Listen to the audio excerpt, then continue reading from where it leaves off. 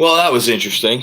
Um, Knicks lose by a final score of what is the final? 112, 112.99.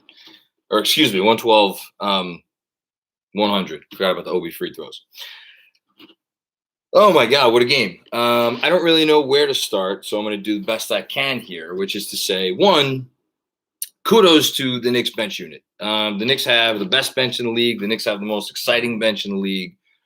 Um, I don't know that I've ever seen anything quite like what we saw in the fourth quarter there from the bench. I mean, Rose hitting pull-up threes, quickly doing what he's doing, Obi doing what he's doing, and obviously, every point has to have a counterpoint, and the counterpoint to what the Knicks bench did is what the starters did, and the starters were not good tonight. They were bad.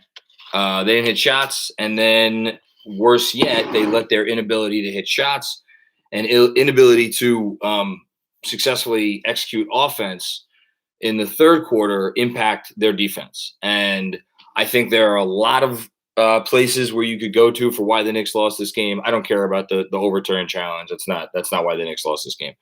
The two places I'm going to go to are the third quarter, specifically the middle of the third quarter, when the Knicks let the lead get from whatever it was, 9. It was right around when the lead was 9, 10, 12, something like that. And then for like 4 possessions in a row, they let go of the rope. And you could see they kind of gave in on offense, and they really gave in on defense. And those 3-4 possessions in a row made the lead go from 12 to 20 or 21, whatever it was. And if you're looking for a reason why the Knicks couldn't come back all the way, it's that. Obviously, people will talk about the amount of threes the Bucks hit. The Bucks hit 26 of 53s. I don't want to hear it in this specific context. If you're going to play a team like this, and you're going to play a player like this, Giannis Antetokounmpo, who I don't need to talk about Giannis's accolades, you need to have a game plan. And the game plan that the Knicks had was, we are not going to let Giannis beat us. And he didn't beat them. He scored 15 points, and he didn't score anything down low. The points that he scored were from the free throw line, from long range, and from mid-range, whatever it was. They had the game plan. The game plan obviously calls for, once you wall off the paint, you as if your pants are on fire, shoot out to the 3-point line as much as humanly, as quick and with as much ferocity as humanly possible. And in an ideal world, and we saw the bench do this in the fourth quarter, and this is one thing we have not seen the starters do on defense. I've been more than happy to give the starters credit for, like in the first half. I thought in the first half the starters made pretty good contests on the threes. I thought they stuck to the game plan. They were making pretty good contests. Pat Connaughton hitting a step back three. I thought they, again, for the most part, like they executed the game plan. But there is a difference between the level of defense when you execute the game plan and when you go after a team like the Knicks reserves did at the end of the third quarter and most of the fourth quarter. And at the very end of the fourth quarter, after they somehow tied this game, they finally ran out of gas. And that little extra something that was getting them into passing lanes, that was getting them out to really give good contests on the corners, they finally ran out. And who could blame them? They were out there for, whatever it was, since the middle of the third quarter. And that little bit, and, give the Bucks credit, and specifically give fucking Pat Connaughton credit. Pat Connaughton, man, I forget what exactly the contract was that the Bucks got him on this offseason, but that guy is on one of the best value contracts in the NBA, because they don't win the championship without him last year, and they certainly don't win this game without him tonight. He's a big game player. He could play 30 minutes a night for any team in the NBA, so shout out to Pat Connaughton. But again, you're fine with the game plan. You're fine with the game plan when it's executed, the way it needs to be. And, tonight's going to be really tough because everybody's going to want me to shit all over the starters. And they deserve to be shat all over from this specific perspective. The other part where the Knicks lost this game on the rebounding. So Bucks had 50 rebounds. Knicks had 37. Bucks had 13 offensive rebounds to the Knicks 6. So many of those, and again, I think the Knicks again, and mostly starters first half, second half, decent defense, okay defense, but you got to play for the whole possession, and that includes boxing out, that includes getting rebounds. Yes, some of the rebounds were long caroms where you're just not going to get to them, but there were other ones that were just effort plays. Box out, be in your right spot, and it didn't seem to be as big of a problem again for the second unit to end the game. So those are the negatives. A lot of positives to take from it. I'm sure there's going to be a mix tonight of people who want to be happy about this. I'm sure there are people that are going to be apoplectic about this. Last thing I want to say is, again, there's going to be criticism of Tibbs even after a night like tonight because people are stupid. And that's fine. I mean, stupid people exist everywhere, even in New York. But what do you want him? What do you want him to do? He went with the guys that got him here. Tibbs can't make the shots that Kemba Walker and Evan Fournier were missing for most of this game. We'll talk about Kemba. Fournier's whatever. He had an off night. Kemba's starting to get a little worrisome. But yeah, I don't know what you want him to do. There's absolutely nothing going right for the starting five that affected their ability to defend. And you know what he did? He took them out of the game and didn't put them back in the game. To me, that's what you're supposed to do as a coach. And then you handle it however you're going to handle it in practice, moving forward. And I don't know, what that means long term in terms of starting lineups and this and that. And I'm sure we'll talk about that too. But I thought, Knicks lost this game for a lot of reasons. I did not think, Tom Thibodeau was one of them, but I'm sure I'm going to get some people that disagree with me because, again, I always get people that disagree with me. Okay, let's go to the Super Chat. And as we go through the Super Chat, I will sing the appropriate praises of the players that do deserve praise because there was a lot of good to take from tonight. Hannibal Miles, horrible call on the challenge. Yeah, I thought it was a bad call. I didn't think it should be overturned. But again, that's like reason number 3 or 4 or 5 as to why they lost this game. Really took the energy out of the run. I do agree with that. I do agree that it took the energy out of the run. But I'm so proud that we lived and died with the bench. Yeah, me too. It's a great bench. They make you proud to be a Knicks fan, whereas right now the starters are not making you as proud. Ryan Huang, 4 things certain in life: death, taxes, the starters looking bad at a halftime, and the bench saving their asses. Bench tried, tired at the end, exciting game. Yeah, I just, if you go through the starters one by one, Randall is what he is. I thought Randall, again, I'm sure I'm missing or forgetting a couple plays. I thought Randall's defense was fine. I didn't mind him taking the ISOs he took in the first half because he was hitting a lot of them. I like that he hit some threes. It's, to me, the energy level out of the gate in the second half had more to do with, Kemba right now is just call it like it is. Kemba's not in a great place. He can't really do anything on offense, especially now that his shot has gone away from him. And on defense, that ferocity, that tenacity, that extra burst, that verve, that whatever word you want to use, that we see Emmanuel Quickley and Derrick Rose bring time after time after time. Like, Kemba's not doing that. And like, if you're, because I don't know, because of his size, because of his physical ailments, because of whatever it is, he just, I guess, doesn't have that in him. I don't know, but it's really hurting them. And, even Fournier, I'm not going to give Fournier a pass. Fournier's offense was off tonight. And like Fournier, again, he's not going to bring that level of fire. Like, you got these guys here to be really good offensive players. The nice thing about Bullock last year was even when his offense was off, he would still bring it on the other end.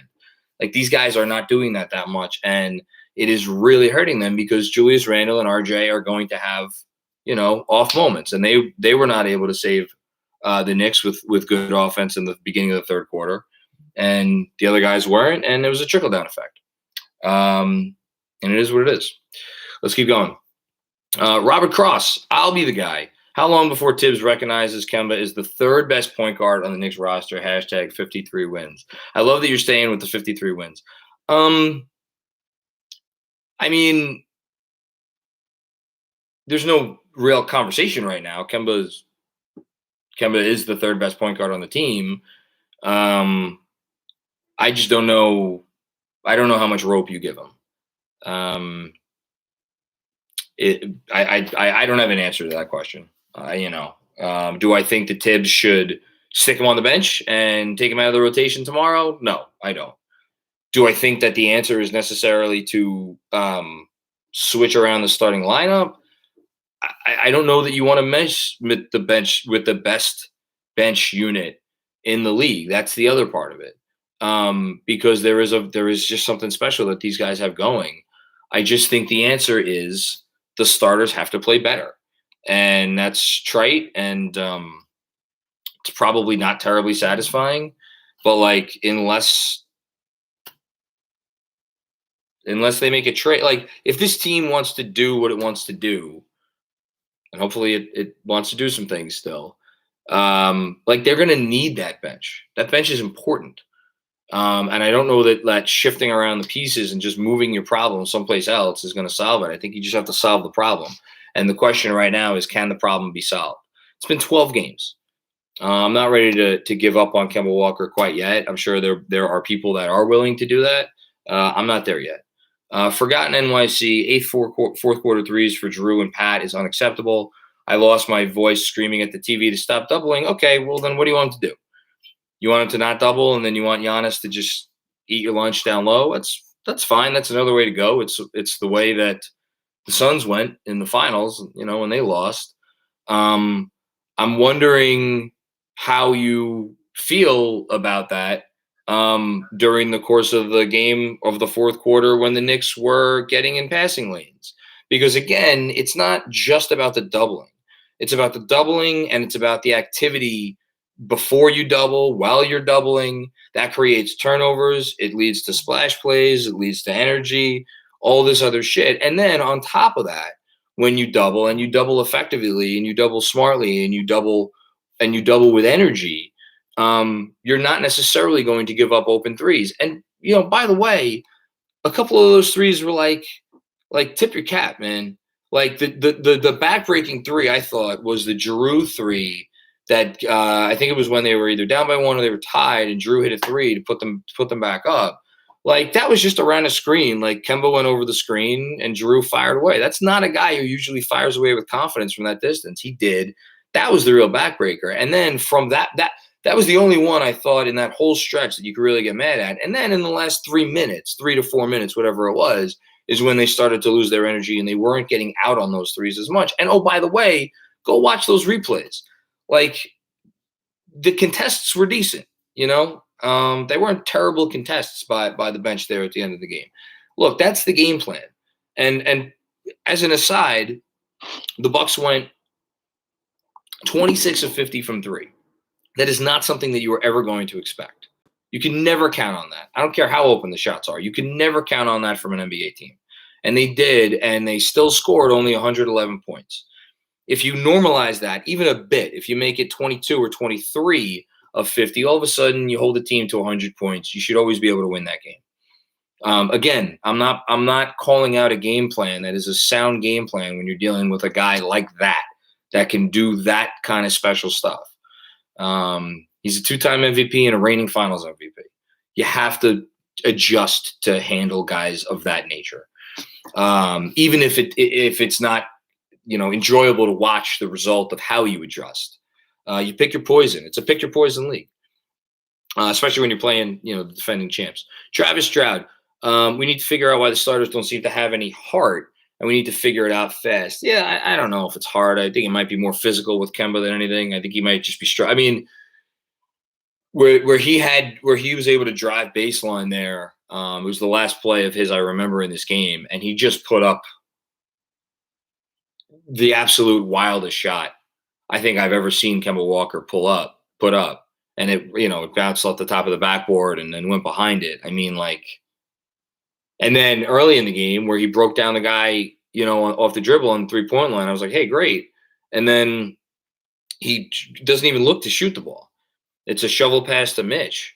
He's just playing right now, I don't think, with any confidence. He's probably unsure of himself physically. And when you have a point guard that is doing that and then tries to make up for it by taking shots from the outside and he's not hitting those shots, that's really tough to overcome. And then at that point, the offense trickles down to Julius and RJ. And I'm going to say it. I think Julius played mostly a pretty good game. I thought he was looking to make the right pass, and do what he could. God knows I love Taj Gibson more than any human being alive. I would have been curious to see how the game would have looked if he had inserted Julius at the end. I don't think probably would have made a difference. And I think he made the right call. Julius for Taj specifically, just to try to give them a fresh set of legs, on offense, on defense, even. But then you lose that much more rebounding, and Taj was getting a lot of those rebounds. Kevin Danishevsky really took more positives than negatives. I don't even mind the threes because we were flying out to them. I agree, especially quickly. Even though it was the right move, Randall not being in was jarring.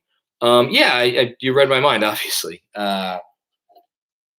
Look, I'll give Tibbs all the credit in the world. That's not easy to leave your all-star on the bench.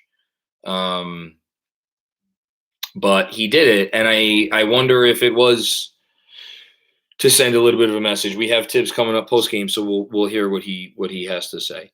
Really, really interesting game. Okay, what do we got here?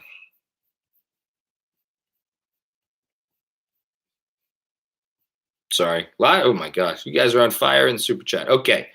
Haitian Ferg. These slow starts directly related to a lack of penetration from Kemba. No disagreement whatsoever. That's a great call.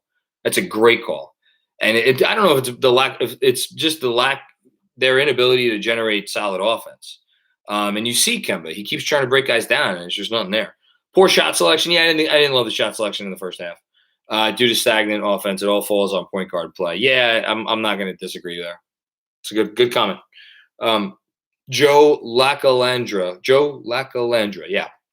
Do we need to get away from running the offense through Randall every possession? Well, the reason they're running it through Randall is because Kemba is not able to do much. Kemba has no rhythm when he's in there, and I can't help but think that's why. All right, we got Tibbs.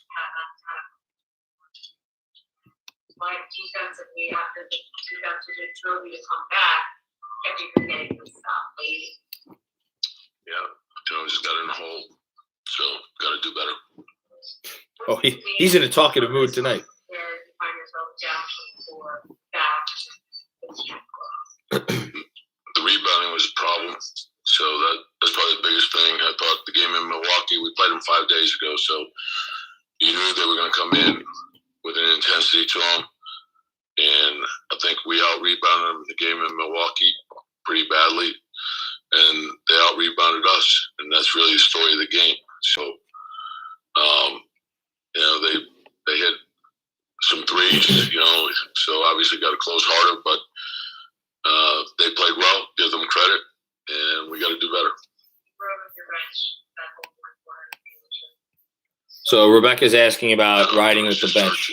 So once we got the intensity into the game, got some stops, shared the ball, got some easy scores, got a good rhythm going. So the bench played well.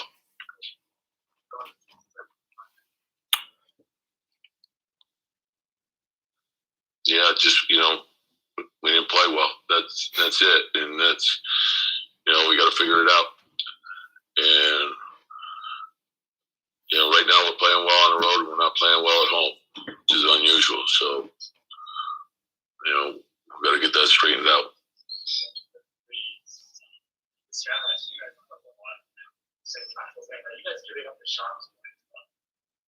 Well, we don't want to give up any shots.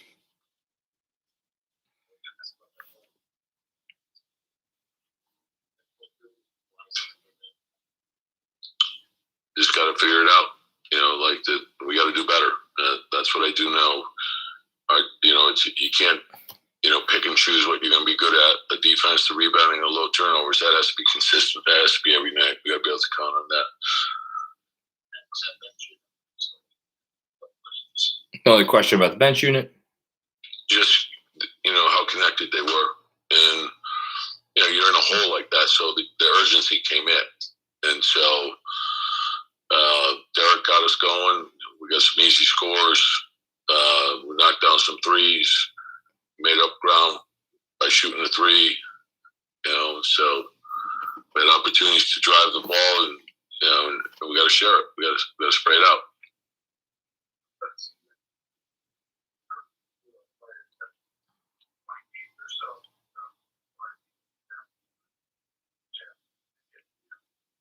I really wish they would make up their questions. Yeah, you know what they say. When it's 10 games, you say you need 20. When you get to 20, you say 30. And then when you get to 30, you say 40. And then before you know it, the season's over. So that's a bunch of bullshit. Yep. Oh, that's why I love this man. That is why I will defend this man until the day I die. Look, you don't think he knows that they suck right now in a lot of aspects? He knows. And I guarantee you, all you people who are like, Tibbs is, he's going with the wrong guys, not playing with the right guys, Kemba sucks, they need to move the ball. He knows all this shit. He knows everything. He's not a stupid man. And you can see the frustration kind of boiling over there. He wants a better team. He wants a better performance. Task on him is to figure out how to get it, without completely, turning over your locker room and again, losing guys, because that's the other part of it. You don't want to lose guys. And they're not, there's no magic answer coming from anywhere, although I'm sure he wants them to make a trade. Front office probably wants to make a trade too. Kyle Smith, great fight in the bench, and kudos to Tibbs. I think I read this one already. The Knicks aren't going to play to win a lot of games with the starting backcourt playing like this. Yeah, no, they're not going to win any games with the starting backcourt playing like this. The question is whether the starting backcourt can be better. And listen, Kemba was better earlier in the year. Fournier was better earlier in the year. He's been iffy. Wixel Metellus, thanks for your contribution to Super Chat. D Black, love benching the starters in the fourth. That's some Riley level accountability. Good on Tibbs. Now find Toppin and IQ more time. I mean, I don't know exactly how many minutes Toppin played tonight. I felt like he played. I actually thought Tibbs left him in the first half quite a bit. I think he didn't take him out until about the 6-minute mark of the second quarter. So, and then obviously he closed the game with him. Like, again, I don't envy Tibbs because the guy that Obi's playing behind is an all-star and he's an all-NBA player. And again, I personally thought Randall played an okay game. Not a great game, maybe not even a good game. I thought he played okay. Obi's not his ceiling right now defensively. He has the splash plays down and he gives you moments, but there's those holes still in his game because he's a second-year player, and there's going to be holes in the game of every second-year player on defense. So you're going to have those moments where, whether it's the rebounding or maybe a miss something here or there, but the difference is he's been making up for it with the splash stuff. And God, I really wish he would try to play the two of them together more. But I get also why he doesn't, because he just values the rim protection and the solid rebounding so much from his centers. So I don't know. I don't know what the answer is. Forgotten NYC. I agree with Wixel. At what point do we stop doubling? I don't think you stop doubling. I think. Well, again, let's be very clear here. They doubled because you're playing Giannis Antetokounmpo, who they, especially with Nerlens Noel out, they didn't have anybody who could handle him, one-on-one. That's why you double, and then you make your contest. But you heard, they lost the game because of the rebounding. And again, what you don't do, I don't think, Derek Rose now at the mic, I don't think you divert from the game plan if in theory it could work, because eventually it's going to stem the other way. Still trying to process it Of course, it's hard losing games, period. But when you that close, it makes it even harder. But it sucks, man. It really sucks. We got to be able to learn from our mistakes and just come out with a better urgency.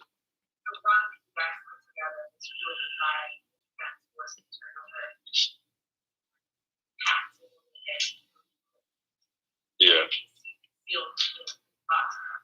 that point, did you guys run out of gas, or was there something technically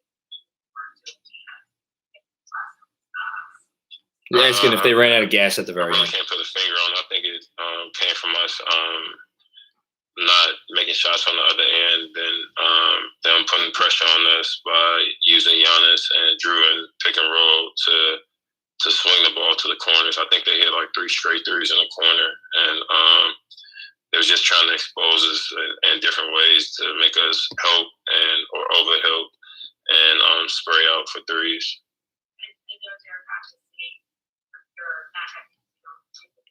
Yeah. At the same time, how much your bench with the way to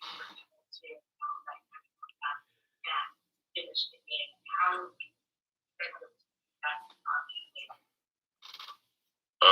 like I always say, I felt like we always had that chemistry since last year. When you play in the meaningful games, it helps with your chemistry, and we play off each other. You know, if Quick got it going, we're going to play off Quick. If AB, OB, whoever it is, we're going to play off the other person. And when you play in that way, you're able to get lost on the offensive end where you put so much pressure on them by pushing the ball. If they're not communicating, somebody's open. And that's how we play.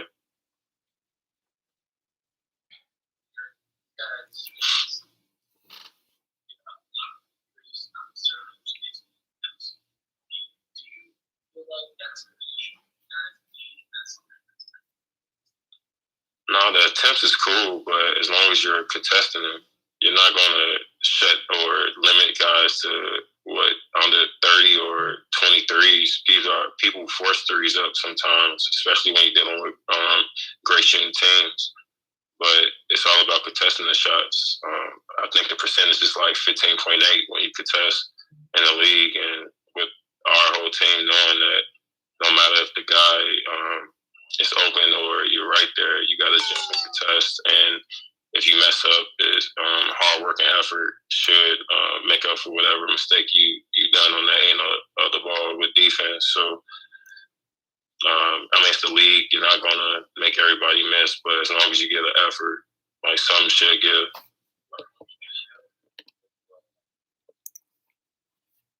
Shit, I really don't know. I can't put a finger on it. Like I said, it's kind of hard processing it right now when he's really upset. Like 4 points away, that's the only thing that's on my mind. You know what I mean? Like being 4 points with like 3 or 4 minutes left. Like, man, gotta find a way, you know. But I can't put a finger on that. I love Derrick Rose. Fucking awesome.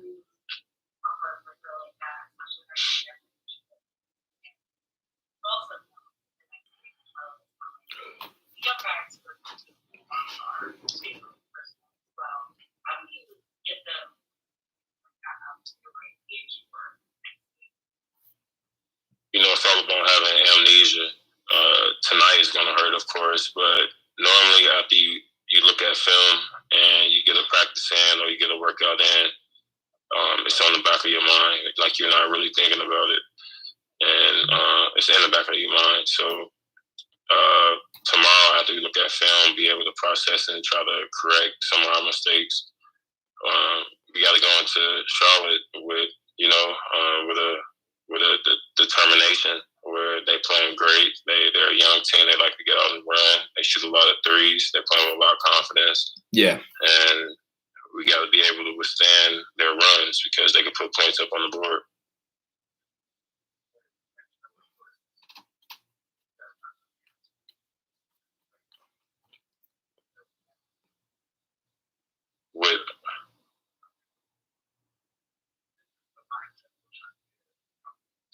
Yeah, we try to ease into games where we try to get a feel. instead of being the aggressor. And a lot of times you have to be the aggressor, let people know that you're there. But that's not only like the starting five, that's the bench coming in. I think it's a starting five. Like nonchalant, and we picked it up late, but that's everybody. Like, we're not that good to give people points or give them confidence. Like, we got to come out and be the hardest playing team, and we got to learn soon. Like, it's not going to keep going win loss. Like, if we keep going this way, you never know how the outcome may be. I mean, he was trying to be nice about it, but it was the same speech they gave us before the game, where they're going to come out, they're champs, they're going to come out with a different pace to the game.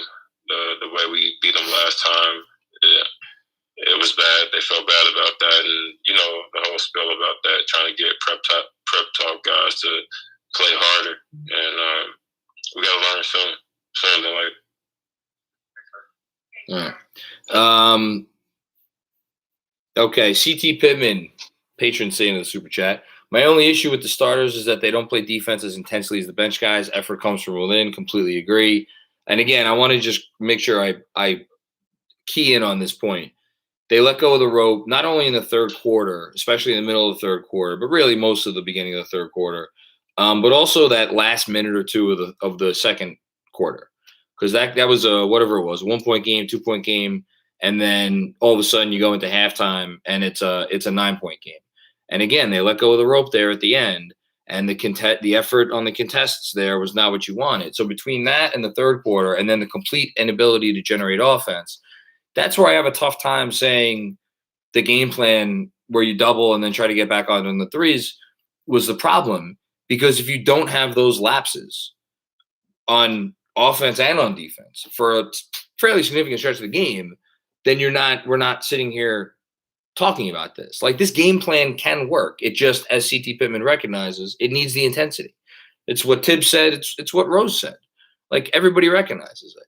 It could work. It has worked. It was working for all the fourth quarter. Hush Zoo, a fan of our starting lineup offense. Just the same dribble handoffs or ISO feels like all our shots are contested. It's so predictable. But good news is best bench in the league. Evan Kemba will be okay. I mean, I hope so.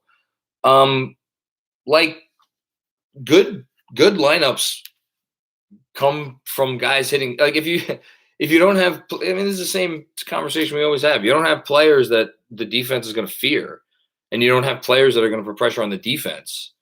Like, none of the fancy shit. Like, I feel like there's this line of thinking, and I fall into it too, that like you just, you magically pop open the the Popovich playbook from the 2015 Spurs, and then get guys indoctrinated in that, and then bing bang boom, you're gonna have a beautiful offense. Like, that shit only works if you have great players.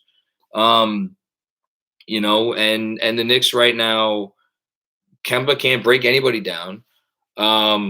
RJ's still not at the point where he's really creating offense. He can sometimes just by brute force, but this is not a good matchup for that. These guys are big. RJ can't really get into the paint against these guys. So not a great matchup for RJ. And then Fournier, just when he's missing shots, and he's not playing with a ton of confidence, which I don't know if he is right now, what are you left with? You're left with Julius Randle trying to draw doubles and then make the right read. And I thought, again, I sound like a broken record. I thought for the most part he was doing that pretty well, and it just wasn't generating much. Thought there were a lot of passes he kicked out where guys had the opportunity to shoot and they just didn't shoot. And then when they did shoot, they missed. So, yeah. Kevin Danishevsky back for more. Forgot to mention last game, agree 100% on Tibbs. Thank you, Kevin. I appreciate that. Jeremy Chase. I hate to say this, but Kemba looks like post-hip injury Isaiah Thomas. Oof, that is not what you want. Once that quickness is gone, he's a 6-foot guard with no defense. I hope I'm wrong. I hope you're wrong too. And but God knows I don't hesitate from calling people stupid and crazy and overreacting on here. I will do that when it's warranted. I'm certainly not going to do it right now because we just don't know. We don't know what's left in the tank. And I again, I could refer back to the first first handful of games of the season but that the only difference then is he was hitting shots. So if he's a guy that just hits shots and can't break guys down, like then what are you left with? You're still left with kind of the same issues. You were always willing to deal with the defense with Kemba because he was such a dynamic offensive player. Even if he's a spot up shooter and a pretty good one, then I don't know, it raises different questions. And I have to think that the front office is having some very serious conversations right now in terms of how long is this rope? And if it's too long, are we going to wind up hanging ourselves? Varun, what's going on, Varun? Looking at the bright side, New York Knicks still have all their flexibility to pick and choose from roster and use players' picks to trade for a star. Not the same old Knicks. I don't think it's the same old Knicks. I think they're just like, for me, I'm proud of the team. I'm very proud of the team. We could quibble with the game plan. We could quibble with, a guy like, Kemba, who's really struggling right now. Like, here's the thing that I don't know, and I wish I had the answer for, is like where does the blame lie with the starters? Where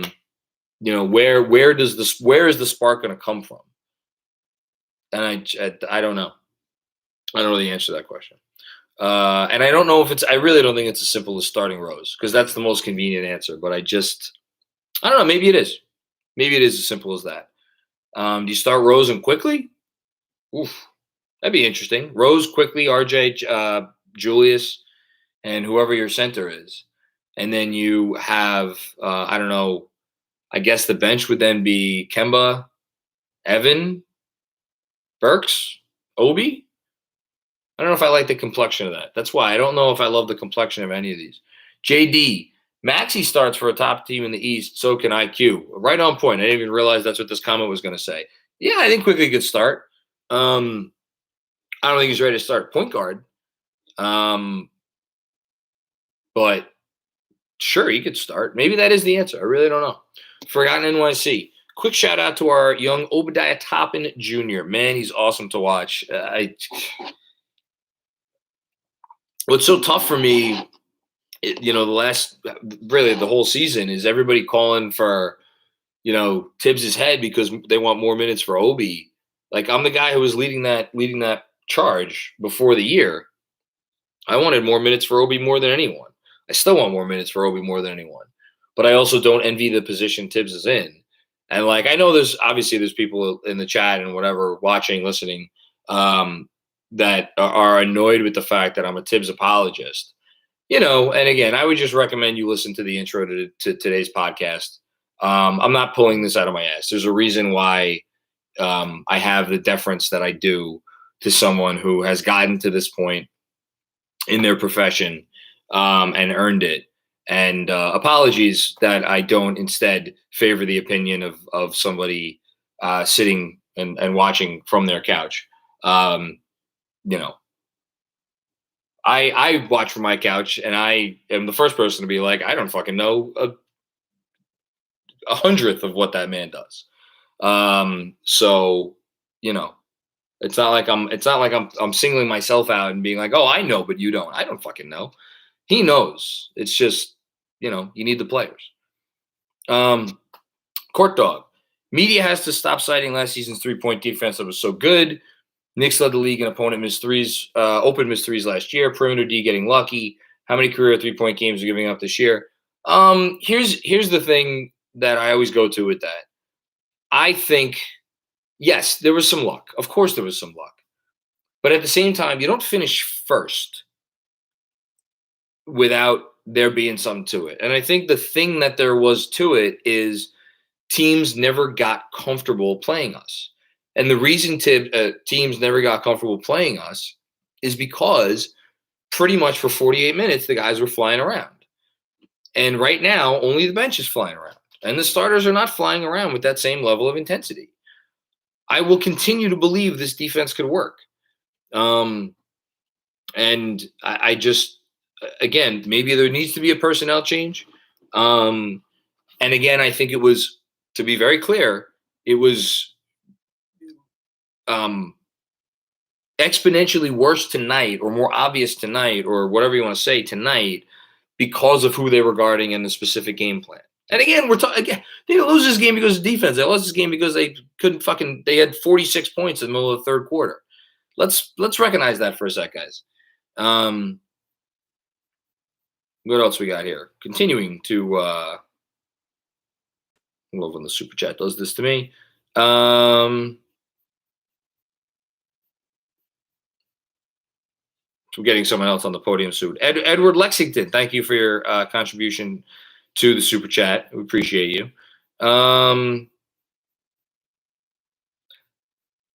Zach Pokornoy, interesting name. Andrew, by the way, let me know if I missed one.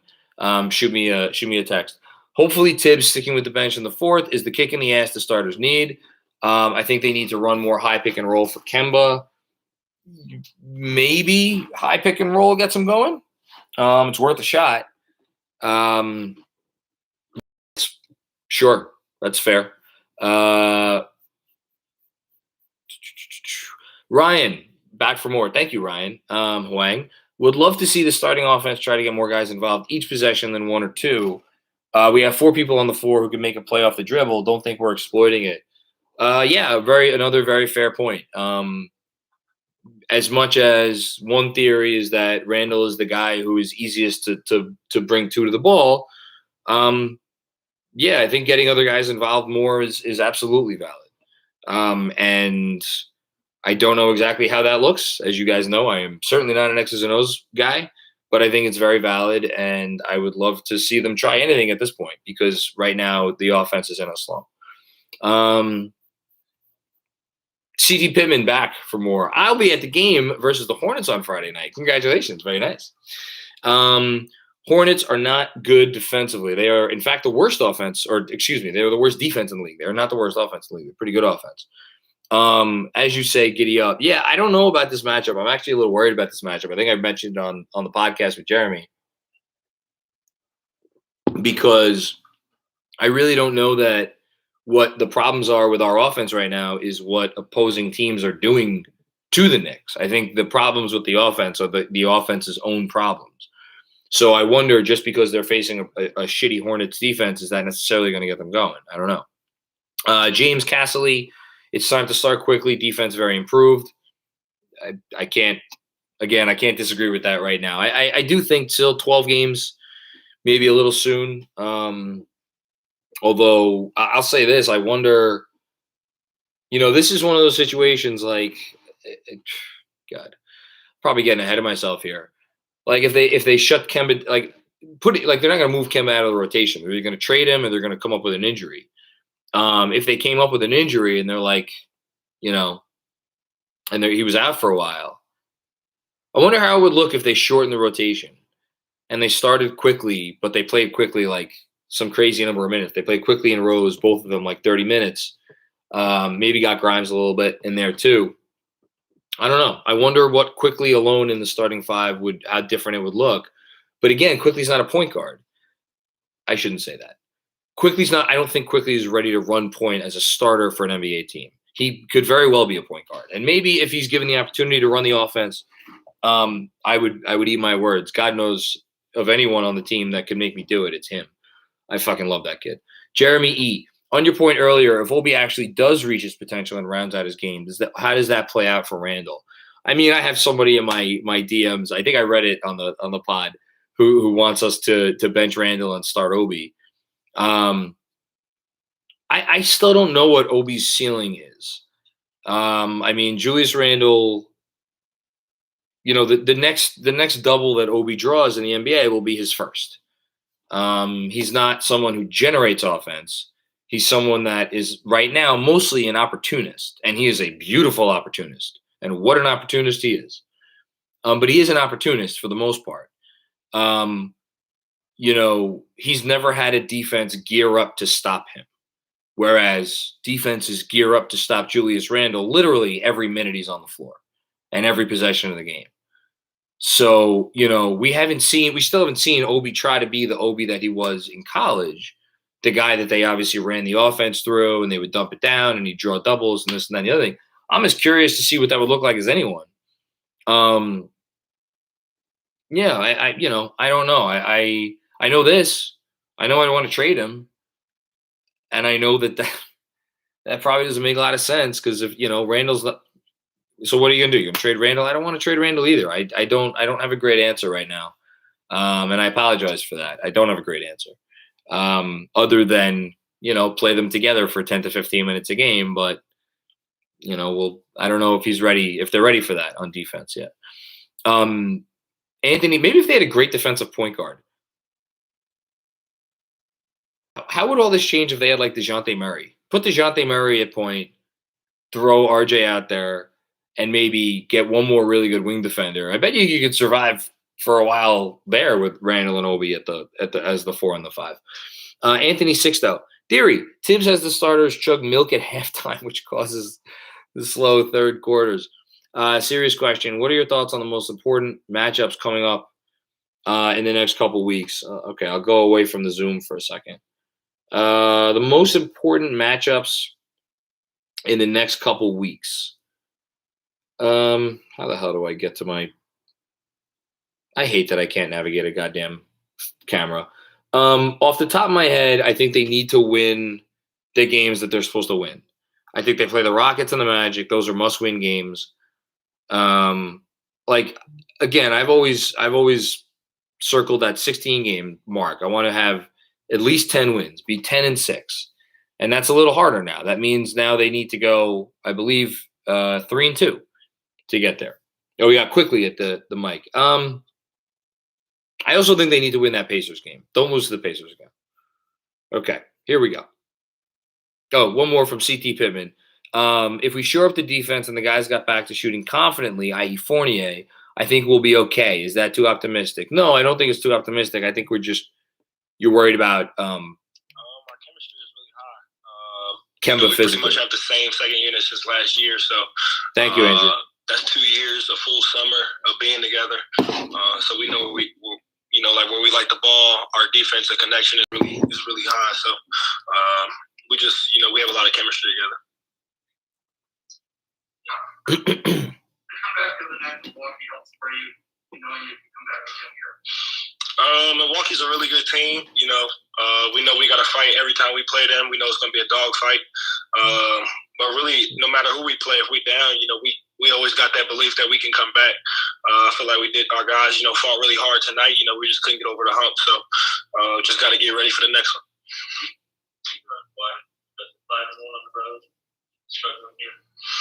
I have no idea. Just how it is sometimes, like I always say, though, it's a long season. It's a small sample size of what's going to be in an 82-game season. So it's really too early to, put any explanations on if we're a home team or a road team. So.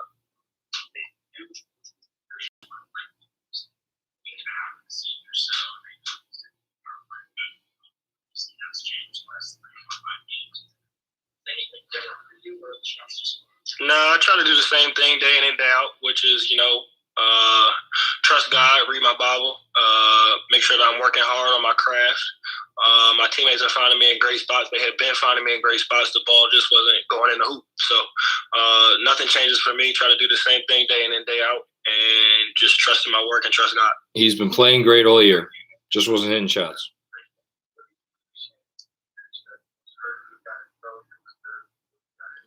Say that one more time. From the bench that really hurt you guys earlier in the third.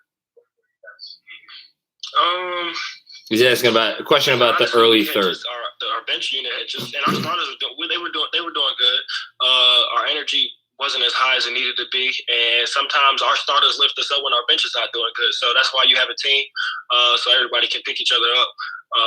And we just try to be there for the starters tonight, and I'm sure the starters will bring it, against Charlotte. So that's what the team is for. When they got it, we got to bring it. When we don't bring it, they bring it. So that's what the team is for.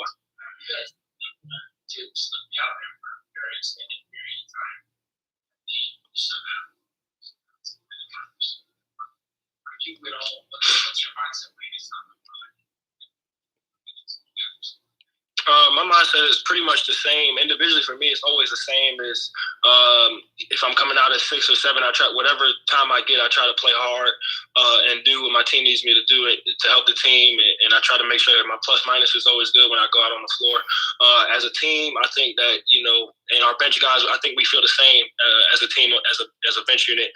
We're just trying to help the starters when they get back. If we're down, we want to come back and help them get into the game. And if we're up already, we want to try to keep the lead. So I think that's our mindset as a group as well. He's very good on the mic. I think Coach Tibbs, he has a really good feel of when, to go to the starters or when to just leave us in when we're hot. So, that's just really on Coach Tibbs. Thanks. All right. Remember when people were doubting quickly? That was fun. Steven Cordero, and then I'm actually going to give a better answer to the schedule question. Kemba shot 50% in his first 6 games, but 31% in his next 5. Some question if Kemba's toast, but doesn't happen that fast. The issue, I think, is that the defense has obviously been poor for. I mean, he's never been a great defensive player, but it's been really poorer for the last several years. So then it's like, what do you need to do on offense to justify playing a guy who gives you that defense? And then even when he was shooting it well in those first 6 games, he wasn't penetrating. It was all perimeter stuff. And that's the only doubt I have about trying to get him in more pick and roll. Like, you could get Kemba in pick and roll, you could get him into the lane, but he still needs to do something once he gets there. And I think right now, defenses just don't fear Kemba Walker in the paint, and I'm not sure he's given them any reason to fear them in the paint. So if you have a guy who is essentially a non-entity on defense and a non-penetrator, and he's going to occasionally slump, I'm sure the shooting will bounce back, but even assuming the shooting does bounce back, does that make up the difference? And what level of shooting does it have to be? Because and that's it's a tough question. And I don't like where it's going, but anyway, games. So we got Hornets, Pacers, Magic, Rockets, and then Bulls, Lakers, Suns, Hawks. So sorry, I misspoke. They don't have to go 3-1 to start off 10-6 after the Magic 16 games mark. They don't have to go 3-2. They only have 4 games until then. They have to go 3-1. So that means they have to beat 3 of the Hornets, the Pacers, the Magic, and the Rockets.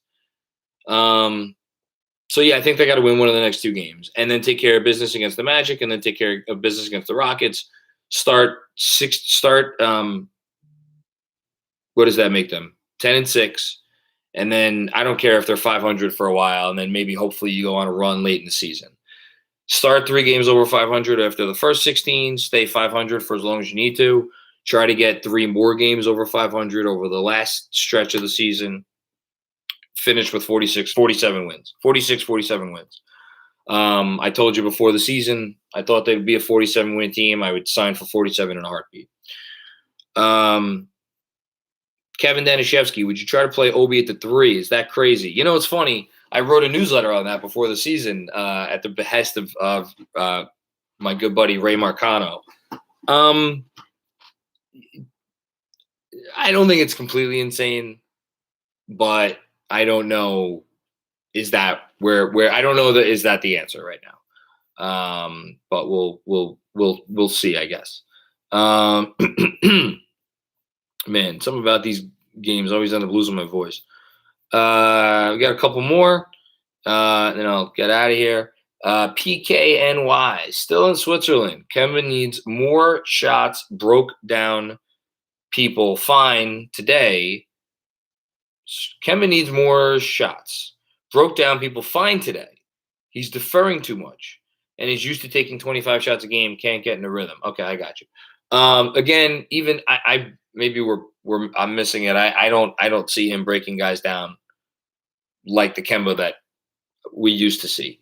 I just feel like we've seen too many possessions where he's trying to put the moves on, and the moves aren't there. And then and it's really stark when you compare him to a guy like Derrick Rose, who Derrick Rose. I really don't think there are 10 guards in the NBA who get into the paint like Derrick Rose does. He's just unbelievable. And now that the 3-point shot is there, I mean, it really just makes him an unguardable player. And even Quickly, give a lot of credit to Quickly.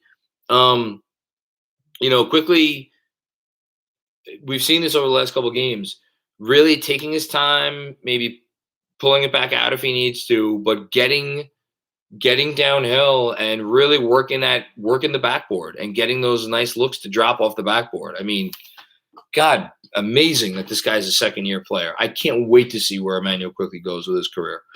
Don Cappuccini. Thank God we won Monday night. It takes away some bad taste. I agree. I was concerned Mitch was being rushed back. He wasn't right most of the night. I completely agree with that. There was a play in particular where who was it? It was Drew Holiday. Drove in for something, and Mitch just didn't really contest. And I'm like, man, that's still something's a little off. Or maybe I'm imagining that. There was definitely a play, though. I wrote it down. In spite of our bench, if Kemba and Mitch can't turn it around, I don't even want to go there. I'm not worried. I mean, Mitch, God, I don't even know how to have a conversation about Mitch at this point. Is he right physically? I don't know. Is he ever going to be right completely physically because he always has an injury here or there? I don't know. All I know is every time I go on here and I'm like, extend Mitch. You could extend him. You could feel good about extending him. It feels like a week later, I'm like, why the fuck did I say that? I'm an idiot. Because it's just the inconsistency is there. The inconsistency is there. Okay.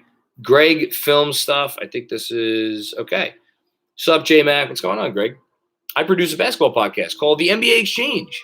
We would love to have you on one day to talk KFS, Knicks, and the NBA. Absolutely. Shoot me a DM for the contribution to the super chat. And then finally, question from the super chat, and Andrew follows it up with "Don't explode." Is this version of Kemba worse than Elf? At least he put some pressure on the rim and somewhat defended. I'm not going to explode because it's, again, the way Kemba played tonight and the way Kemba's been playing the last couple games, it's just, this isn't great. I will say this for Peyton. Peyton putting pressure on the rim and being able to dribble drive his way into the paint more or less whenever he wanted. And he was always very good at that. Was important. And when he was actually making passes on those drives, I mean, it really did help out the Knicks a lot. It almost made up for what he didn't do as a shooter. But even when he took the bad shots, you got your occasional offensive rebounds. It kind of threw defenses off. But the fact that I even have to answer a question and I have to acknowledge the question and that I can't explode at a question like that, I still think Kemba's better. But the fact that we're even at that point after 12 games lets you know how worrisome things are.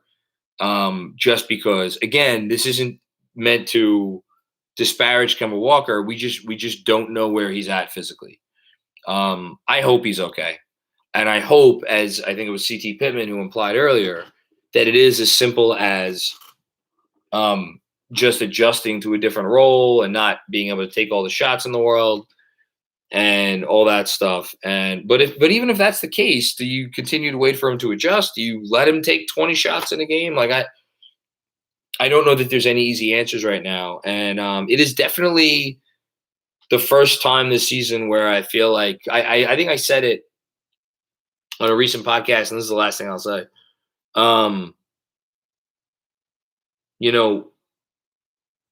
I didn't see any systemic issues with this team in terms of that they couldn't overcome. Kemba needs to be right. If Kemba's not right, and this is what Kemba is, I'm not sure where they go with that other than to make some changes to the starting lineup. And then again, it gives you the question, well, then what do you do with him?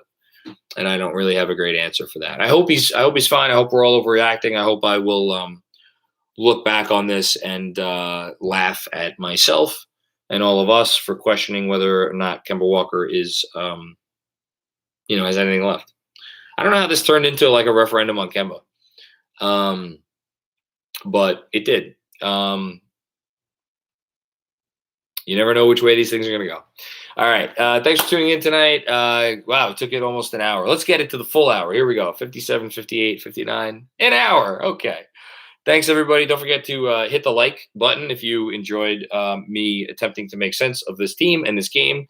And if you're listening, of course, on the on your podcast,